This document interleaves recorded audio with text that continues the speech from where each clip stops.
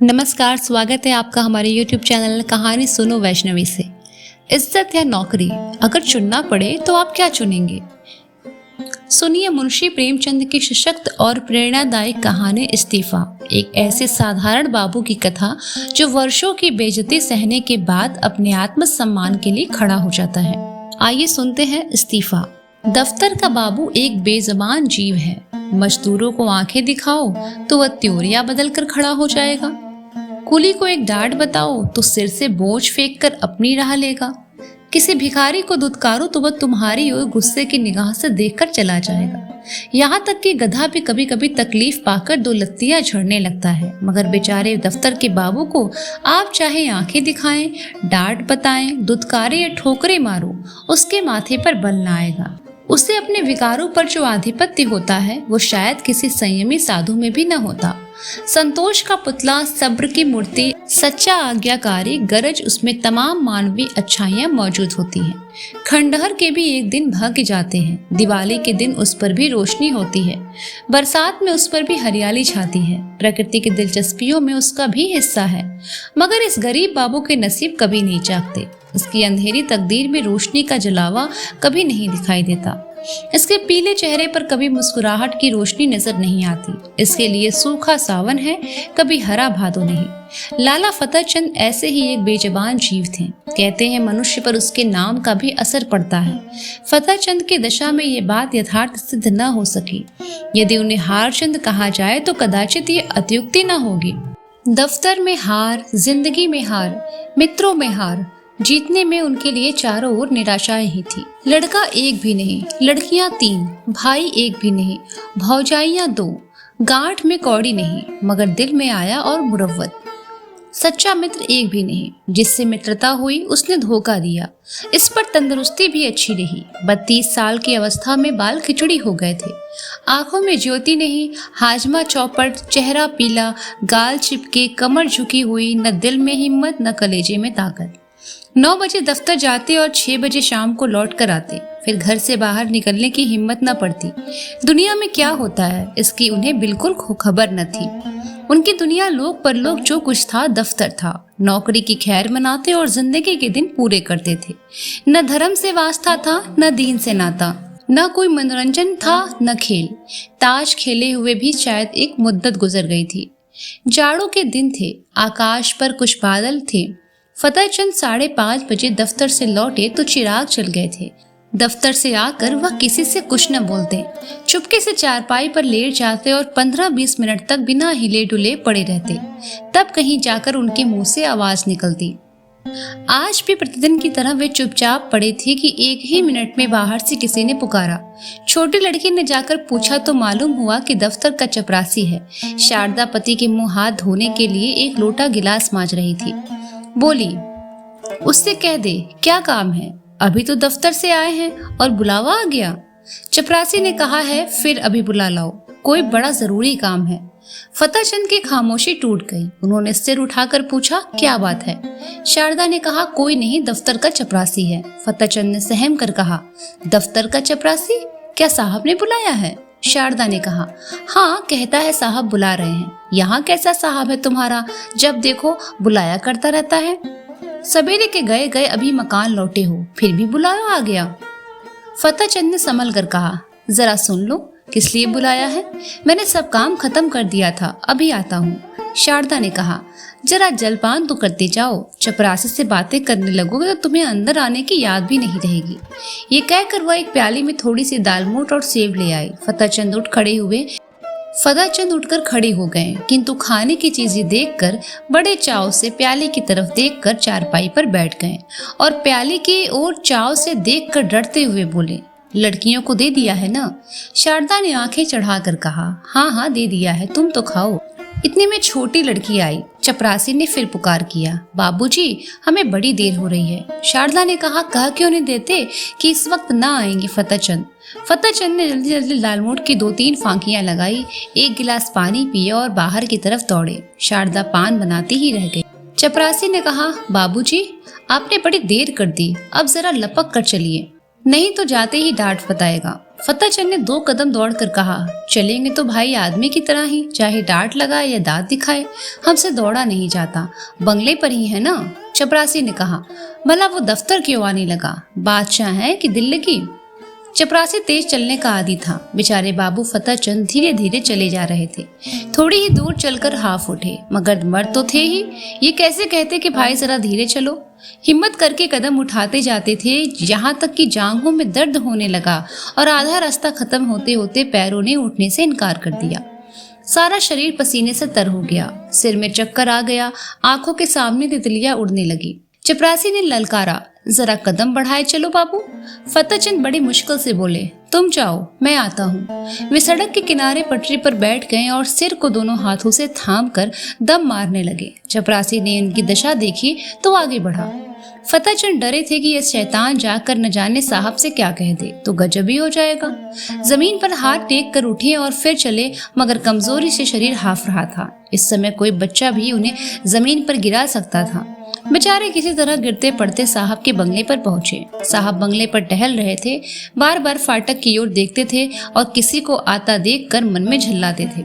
चपरासी को देखते ही आंखें निकाल कर बोले, इतनी देर कहाँ था। चपरासी ने बरामदे की सीढ़ी पर खड़े खड़े कहा, हुजूर जब वो आए तब तो मैं दौड़ा चला रहा हूँ। साहब ने पैर पटक कर कहा, बाबू क्या बोला। चपरासी, आ रहे हैं हुजूर, घंटा भर में तो घर से ही निकले हैं। इतने में फतेहचंद अहाते के तार के अंदर से निकलकर वहां आ पहुंचे और साहब को सिर झुककर सलाम किया। साहब ने कड़क कर कहा, अब तक कहाँ था। फतेहचंद ने साहब का तमतमाया चेहरा देखा तो उनका खून सूख गया।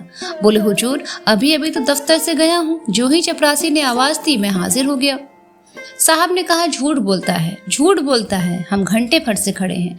फतेहचंद, हुजूर मैं झूठ नहीं बोलता, आने में जितनी देर हो गई हो, मगर घर से चलने में मुझे बिल्कुल देर नहीं हुई। साहब ने हाथ की छड़ी घुमाकर कहा, चुप कर सुअर, हम घंटा भर से खड़ा है, अपना कान पकड़ो। फतेहचंद ने खून की घूंट पीकर कहा, हुजूर मुझे 10 साल काम करते हो गए कभी। साहब, चुप कर सुअर, हम कहता है कि अपना कान पकड़ो। फतेहचंद, जब मैंने कोई कसूर किया हो तब तो। साहब, चपरासी इस सुअर का कान पकड़ो। चपरासी ने दबी जबान से कहा, हुजूर ये भी मेरे अफसर हैं, मैं इनका कान कैसे पकड़ूं। साहब, हम कहता है इसका कान पकड़ो, नहीं हम तुमको हंटरों से मारेगा। चपरासी, हुजूर मैं यहाँ नौकरी करने आया हूँ, मार खाने नहीं, मैं भी इज्जतदार आदमी हूँ। हुजूर अपनी नौकरी ले लें, आप जो हुक्म दे वो बजा लाने को तैयार हूँ, लेकिन किसी की इज्जत नहीं बिगाड़ सकता। नौकरी तो 4 दिन की है, 4 दिन के लिए क्यों जमाने भर से बिगाड़ करें। साहब अब क्रोध को न बर्दाश्त कर सके, हंटर लेकर दौड़े। चपरासी ने देखा यहाँ खड़े रहने में खैरियत नहीं है तो भाग खड़ा हुआ। फतेहचंद अभी तक चुपचाप खड़े थे। चपरासी को न पाकर उनके पास आया और उनके दोनों कान पकड़कर हिला दिया। बोला, तुम सुअर गुस्ताखी करता है, जाकर ऑफिस से फाइल लाओ। फतेहचंद ने कान हिलाते हुए कहा, कौन सा फाइल, तुम बहरा है सुनता नहीं, हम फाइल मांगता है। फतेहचंद ने किसी तरह दिलेर होकर कहा, आप कौन सा फाइल मांग रहे हैं। साहब, हम वही फाइल मांगता है, वही फाइल लाओ। अभी जाकर बेचारे फतेहचंद को अब और पूछने की हिम्मत न हुई। साहब बहादुर एक तो यूं ही तेज मिजाज थे, इस पर हुकूमत का घमंड और सबसे बढ़कर शराब का नशा। हंटर लेकर पिल पड़ते तो बेचारे क्या कर लेते। चुपके से दफ्तर की तरफ चले। साहब ने कहा, दौड़ कर जाओ, दौड़ो। फतेहचंद ने कहा, हुजूर मुझसे दौड़ा नहीं जाता, तुम तो बहुत सुस्त हो गया है, हम तुमको दौड़ना सिखाएगा, दौड़ो। पीछे से धक्का देकर उन्होंने कहा, तुम अब भी नहीं दौड़ेगा। ये कहकर साहब हंटर लेने चले। फतेहचंद दफ्तर के बाबू होने पर भी मनुष्य ही थे। यदि वो बलवान होते तो उस बदमाश का खून पी जाते, अगर उनके पास कोई हथियार होता तो उस पर जरूर चला देते, लेकिन उस हालत में तो मार खाना ही उनकी तकदीर में लिखा था। वे बेतहाशा भागे और फाटक से बाहर निकलकर सड़क पर आ गए। फतेहचंद दफ्तर में गए, जाकर करते ही क्या, साहब ने फाइल का नाम तक न बताया, शायद नशे में भूल गए हों। धीरे धीरे घर की ओर चले, मगर इस बेइज्जती ने पैरों में बेड़ियां सी डाल दी थी। माना कि वह शारीरिक बल में साहब से कम थे, उनके हाथ में कोई चीज भी न थी, लेकिन क्या वह उसकी बातों का जवाब न दे सकते थे। उनके पैरों में जूते तो थे, क्या वह जूते से काम न ले सकते थे। फिर क्यों उन्होंने इतनी जिल्लत बर्दाश्त की। मगर इलाज ही क्या था? यदि वह क्रोध में उन्हें गोली मार देता तो उसका क्या बिगड़ता? शायद 1-2 महीने की सादी कैद होती, संभव है 200-400 रुपए जुर्माना होता, मगर इनका परिवार तो मिट्टी में मिल जाता। संसार में कौन था? इनके स्त्री बच्चों की खबर कौन लेता? वो किसके दरवाजे पर हाथ फैलाते? यदि उसके पास इतने रुपए होते जिससे उनके कुटुंब का पालन हो जाता तो वो आज इतनी जिल्लत न सहते। या तो मर ही जाते या उस शैतान को कुछ सबक ही देते। अपनी जान का उन्हें डर न था। जिंदगी में ऐसा कौन सा सुख था जिसके लिए वो इस तरह लड़ते? ख्याल था सिर्फ परिवार के बर्बाद हो जाने का। आज फतेह चंद को अपनी शारीरिक कमजोरी पर जितना दुख हुआ उतना और कभी न हुआ था। अगर उन्होंने शुरू से ही तंदुरुस्ती का ख्याल रखा होता, कुछ कसरत करते रहते, लकड़ी चलाना जानते होते, तो क्या इस शैतान की इतनी हिम्मत होती कि वो उनका कान पकड़ता, उसकी आंखें निकाल लेते? कम से कम उन्हें घर से एक छुरी लेकर चलना था, और न होता तो 2-4 हाथ जमा ही देते, पीछे देखा जाता, जेल जाना ही तो होता और कुछ क्या। वे जो जो आगे बढ़ते थे त्यों त्यों उनकी तबीयत अपनी कायरता और बोधेपन पर भी और झिल्लाती थी। अगर वह उचक कर उसके 2-4 थप्पड़ लगा देते तो क्या होता? यही न कि साहब के खालसा में बैरे सब उन पर पिल पड़ते और मारते मारते बेदम कर देते। बाल बच्चों के सिर पर जो कुछ पड़ती, साहब को इतना तो मालूम हो जाता कि गरीब को बेगुनाह जलील करना आसान नहीं। आखिर आज मैं मर जाऊं तो क्या हो? तब कौन मेरे बच्चों का पालन करेगा? तब उनके सिर जो कुछ पड़ेगी वो आज ही पड़ जाती तो क्या हर्ष था? इस अंतिम विचार ने फतेह चंद के हृदय में इतना जोश भर दिया था कि वो लौट पड़े और साहब से जिल्लत का बदला लेने के लिए 2-4 कदम चले। मगर फिर ख्याल आया, आखिर जो कुछ जिल्लत होनी थी वो तो हो ही ली। कौन जाने बंगले पर हो या क्लब में चला गया हो। उसी समय उन्हें शारदा की बेकसी और बच्चों का बिना बाप के जाने का ख्याल भी आ गया। वे फिर अपने घर को लौट चले। घर में जाते ही शारदा ने पूछा, किसी लिए बुलाया था? बड़ी देर हो गई। फतेह चंद ने चारपाई पर लेटते हुए कहा, नशे की सनक थी और क्या। शैतान ने मुझे गालियां दी, जलील किया, बस यही रट लगाए हुए था कि देर क्यों की। निर्दयी ने चपरासी से मेरा कान पकड़ने को कहा। शारदा ने गुस्से में आकर कहा, तुमने एक जूता उतार कर नहीं दे दिया उस सुअर को? फतेह चंद, चपरासी बहुत शरीफ है, उसने साफ कह दिया, हुजूर मुझसे ये काम ना होगा। मैंने भले आदमियों की इज्जत उतारने के लिए नौकरी नहीं की थी। वो उसी वक्त सलाम करके चला गया। शारदा, यही बहादुरी है, तुमने उस साहब को क्यों नहीं फटकारा? फतेह चंद, फटकारा क्यों नहीं? मैंने भी खूब सुनाई। वो छड़ी लेकर दौड़ा, मैंने भी जूता संभाला। उसने मुझे छड़ियां जमाई, मैंने भी कई जूते लगाए। शारदा ने खुश होकर कहा, सच? इतना समूह हो गया उसका? फतेह चंद, चेहरे पर झाड़ू सी फिरी हुई थी। शारदा, बड़ा अच्छा किया तुमने, और मारना और चाहिए था। मैं होती तो बिना जान दिए छोड़ती ना उसको। फतेह चंद, मार तो आया हूँ, लेकिन अब खैरियत नहीं है। देखो क्या नतीजा होता है। नौकरी तो जाएगी ही, शायद सजा भी काटनी पड़े। शारदा, सजा क्यों काटनी पड़ेगी? क्या कोई इंसाफ करने वाला नहीं है? उसने क्यों गालियां दी, क्यों छड़ी जमाई? फतेह चंद, उसने सामने मेरी कौन सुनेगा? अदालत भी उसी की तरफ हो जाएगी। शारदा, हो जाएगी, हो जाए, मगर देख लेना अब किसी साहब की हिम्मत ना होगी कि किसी बाबू को गालियां दे बैठे। तुम्हें चाहिए था कि जो ही उसके मुंह से गालियां निकली, लपक कर एक जूता उसको दे देते। फतेह चंद, तो फिर इस वक्त जिंदा लौट भी न सकता, जरूर मुझे गोली मार देता। शारदा, देखी जाती। फतेह चंद ने मुस्कुराकर कहा, फिर तुम लोग कहाँ जाती? शारदा, जहाँ ईश्वर की मर्जी होती। आदमी के लिए सबसे बड़ी चीज इज्जत है। इज्जत गवा कर बाल बच्चों की परवरिश नहीं की जाती। अगर तुम उस शैतान को मार कर आए होते तो मैं फूली नहीं समाती। मार खाकर उठते तो शायद मैं तुम्हारे सूरत से घृणा भी करती। यूं जबान से चाहे कुछ न कहती, मगर दिल से तुम्हारी इज्जत जाती रहती। अब जो कुछ सिर पर आएगी खुशी से झेल लूंगी। कहाँ जाते हो? सुनो सुनो, कहाँ जा रहे हो? फतेह चंद दीवाने होकर जोश में घर से निकल पड़े। शारदा पुकारती रह गई। फिर वह साहब के बंगले की तरफ जा रहे थे, डर से सहमे हुए नहीं बल्कि गरूर से गर्दन को उठाए हुए।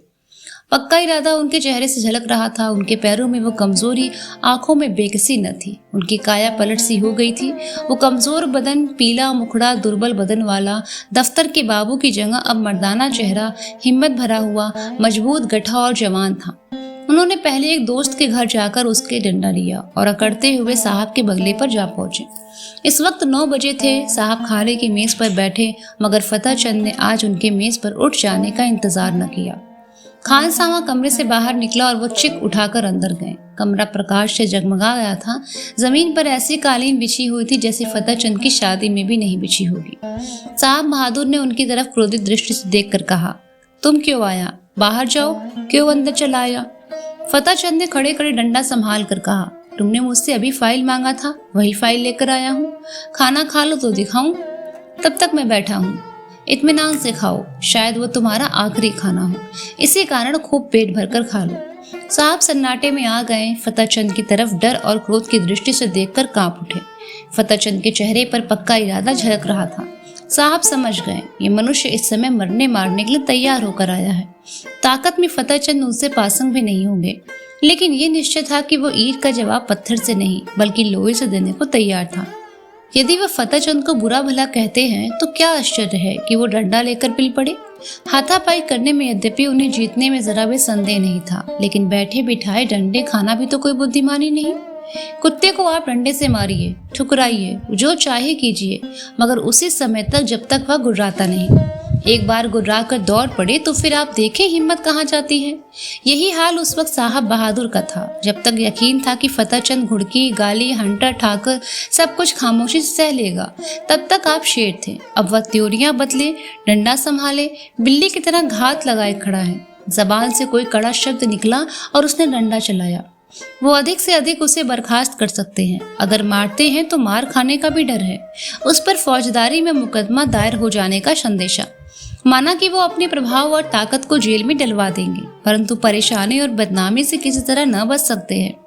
एक बुद्धिमान और दूरदेश आदमी की तरह उन्होंने कहा, ओह, हम समझ गया, आप हमसे नाराज हैं। हमने क्या आपको कुछ कहा है? आप हमसे नाराज क्यों हैं? फतेह चंद ने तन कर कहा, तुमने अभी आधा घंटा पहले मेरे कान पकड़े थे और मुझसे सैकड़ों उल जुलूल बातें कही थी। क्या इतनी जल्दी भूल गए? साहब, मैंने आपका कान पकड़ा था? हाँ, क्या मजाक है? क्या मैं पागल हूँ, दीवाना हूँ? फतेह चंद, तो क्या मैं झूठ बोल रहा हूँ? चपरासी गवाह है, आपके नौकर चाकर भी देख रहे थे। साहब, कब की बात है? फतेह चंद, अभी अभी कोई आधा घंटा हुआ आपने मुझे बुलाया था, बिना कारण मेरे कान पकड़े और धक्के दे दिए। साहब, ओ बाबूजी, उस वक्त हम नशा में था। बेहरा ने हमको बहुत दे दिया था, हमको कुछ खबर नहीं थी क्या हुआ। माय गॉड, हमको कुछ खबर नहीं। फतेह चंद, नशा में अगर तुमने गोली मार दी होती तो क्या मैं मर जाता? अगर तुम्हें नशा था और नशा में सब कुछ मुआफ है तो मैं भी नशे में हूँ। सुनो मेरा फैसला, या तो अपने कान पकड़ो कि फिर कभी किसी भले आदमी के संग ऐसा बर्ताव न करोगे, या मैं आकर तुम्हारे कान पकड़ूंगा। समझ गए कि नहीं? इधर उधर हिलो नहीं। तुमने जगह छोड़ी और मैंने डंडा चलाया, फिर खोपड़ी टूट जाए तो मेरी खता नहीं। मैं जो कुछ कहता हूँ वो करते चलो, पकड़ो कान। साहब ने बनावटी हंसी हंसकर कहा, वेल बाबूजी, आप बहुत दिल्ली की करता है। अगर हमने आपको बुरा बात कहता है तो हम आपसे माफी भी मांगता है। फतेह चंद, नहीं, तुम कान पकड़ो।